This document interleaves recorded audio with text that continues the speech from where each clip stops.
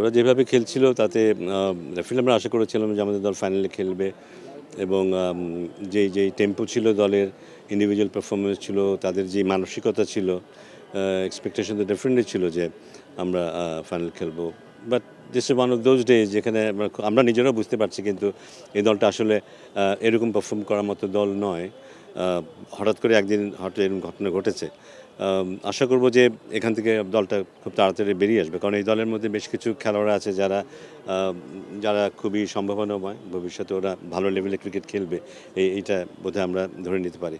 So it's important যে এরা যেন কামব্যাক করে। সামনে আবার বিশ্বকাপও আছে। জয় পরাজয়ের ব্যাপারটা তো একটা থাকবেই, কে কোন পজিশনে যায়, র্যাঙ্কিং কী হয়, এগুলি একটা থাকবেই। কিন্তু ইন্ডিভিজুয়াল প্লেয়ার গড়ে তোলার জন্য এসব টুর্নামেন্টগুলো খুবই জরুরি। এখানে পারফর্ম করা ইন্ডিভিজুয়ালি এবং কালেকটিভলি খুবই জরুরি, এবং এখান থেকে আমরা বুঝতে পারবো কিন্তু আসলে আমাদের ভবিষ্যৎ ক্রিকেটটা কোন দিকে যাচ্ছে, ভবিষ্যতে আমরা কতটা শক্তিশালী হব, এখান থেকে সেটা বোঝা যাবে। সো একটা ম্যাচ আমরা খারাপ খেলেছি, কোনো সন্দেহ নেই, বাট আমি নিশ্চিত যে এই দল আবার ফিরে আসবে। বিপিএলটা একটা বড় প্রিপারেশন, ইটসেলফ একটা বড় প্রিপারেশন। সব খেলোয়াড়রা বিপিএলে থাকবে। বিপিএলের পরেই খুব কম সময় আমাদের হাতে থাকবে। খুব সম্ভবত 20 তারিখ থেকেই যারা ফ্রি হয়ে যাবে, যেসব দলগুলো টপ ফোরে যাবে না, সেখানে যেসব খেলোয়াড়রা থাকবে তাদের ছোট করে আস্তে আস্তে প্রশিক্ষণ শুরু হয়ে যাবে।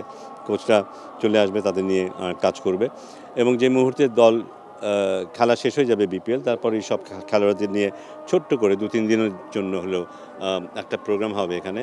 তারপর খুব সম্ভবত আমাদের চেষ্টা আছে 28 তারিখের দিকে দল চলে যাবে বেঙ্গালুরুতে, ওখানে একটু ট্রেনিং করবে। তারপরে বেঙ্গালুরুতে আমাদের দুটো প্র্যাকটিস ম্যাচ আছে বিশ্বকাপেরই নির্ধারিত।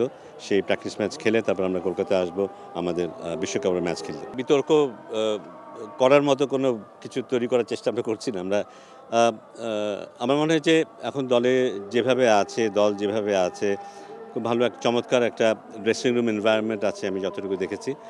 সেটা একটা শক্তির জায়গা আমাদের জন্য, এবং সবাই খুবই মোটিভেটেড হয়ে আছে। সবাই চেষ্টা করছে ইন্ডিভিজুয়ালি যে যতটুকু পারে এবং কন্ট্রিবিউট করার জন্য, এবং আশা করছি যে আস্তে আস্তে ধীরে ধীরে আমরা একটা পিক ফর্ম নিয়েই বিশ্বকাপে খেলতে যাব।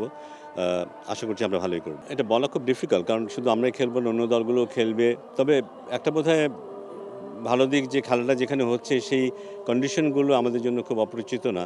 আমরা ওখানে খেলেছি সবসময় তা না হলেও আমরা মোটামুটি অনুমান করতে পারি কী ধরনের কন্ডিশনে খেলা হবে। তো সেটা আমাদের জন্য কিছুটা ইতিবাচক।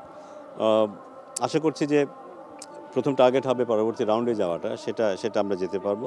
সে ব্যাপারে আমি খুবই আশাবাদী, এবং গ্র্যাজুয়ালি টুর্নামেন্টে আমরা কীভাবে নিজেদের অ্যাডজাস্ট করি, আমাদের মানসিকতা কেমন থাকে, এটার উপর অনেকটা নির্ভর করবে। আমাদের এখন দলে বেশ কিছু খেলোয়াড় আছে যারা ম্যাচ জেতাতে পারে। স্কিলফুল খেলোয়াড়ের সংখ্যা এখন অনেক অনেক অনেক বেড়েছে, এবং সেটা একটা আশার কথা। যদি ওরা ঠিক ফর্মে থাকে, মোমেন্টামটা ধরতে পারে, শুরুটা ভালো করতে পারে, আমার মনে হয় আমরা যথেষ্ট আশাবাদী হতে পারি। আমরা দেখেছি সাইফ হাসান আসার পরে যথেষ্ট উন্নতি হয়েছে, কনসিস্টেন্সি এসেছে। ইমনকেও নিয়েও কিছু কাজ হয়েছে, রিসেন্টলি কিছু কাজ করেছে কোচরা, ইমন, তামিম এদেরকে নিয়ে। সো টপ অর্ডারে কিছুটা আগের তুলনায় আরও ভালো কনসিস্টেন্সি যেটা বলবো। সবাই কিন্তু ভালো খেলে, কিন্তু কারণ আমরা ইমনকেও দেখেছি সেঞ্চুরি করতে, গুরুত্বপূর্ণ ইনিংসগুলো খেলতে, তামিমকেও দেখেছি, সাইফ তো অবশ্যই খেলেছে, কিন্তু কথা হচ্ছে কনসিস্টেন্সি নিয়ে। সেই জায়গাটাতে আমাদেরকে দেখাতে হবে যে আমরা কনসিস্টেন্ট, এবং সেটা নিয়েও কাজ হচ্ছে। আমরা কন্টিনিউয়াসলি কিন্তু মনিটরিংয়ের মধ্যে রাখবো আমাদের প্লেয়ারদের দিকে, যারা সম্ভাব্য খেলোয়াড় যারা আছে বিশ্বকাপে যারা খেলবে, তাদের দিকে আমাদের নজর থাকবে। আমাদের ফিজিও বা আমাদের ট্রেনার, এরা যারা আছে, আমাদের অ্যানালিস্ট, এদের কন্টিনিউয়াস সাপোর্ট থাকবে ওদের জন্য। আমার মনে হয় যে এরকম কোনো কেস হলে আমরা দলের সাথে যোগাযোগ করবো, দলের সাথে আলোচনা করবো, কারণ আলটিমেটলি বিশ্বকাপে ভালো পারফর্ম করাটা খুব জরুরি, এবং সেক্ষেত্রে খেলোয়াড়দের বেস্ট ফর্মে থাকা, হেলথ ওয়াইজ, পারফরমেন্স ওয়াইজ খুব জরুরি, এবং আমি বিশ্বাস করি দলগুলো আমাদেরকে সেভাবে সাপোর্ট দেবে। যে কোনোখানে খেলা হোক না কেন, টি-20 সবখানেই বোধহয় ব্যাটিং ফ্রেন্ডলি উইকেটই হয়, এবং ওটাকে না ধরলেও আমরা বিশ্বকাপ না থাকলেও কিন্তু আমাদের এটাই উদ্দেশ্য থাকতো যে আমরা যতটা সম্ভব ব্যাটিং ফ্রেন্ডলি উইকেট করতে চাই, এবং সেখানে যেন সুযোগ থাকে, 180 কিংবা 200 রান করার সুযোগ থাকে। করতে পারলো কিনা সেটা তো অন্য ব্যাপার, কিন্তু উইকেটে যেন সেই সুযোগটা থাকে, সেরকম উইকেট করার চেষ্টা তো ডেফিনেটলি হবে।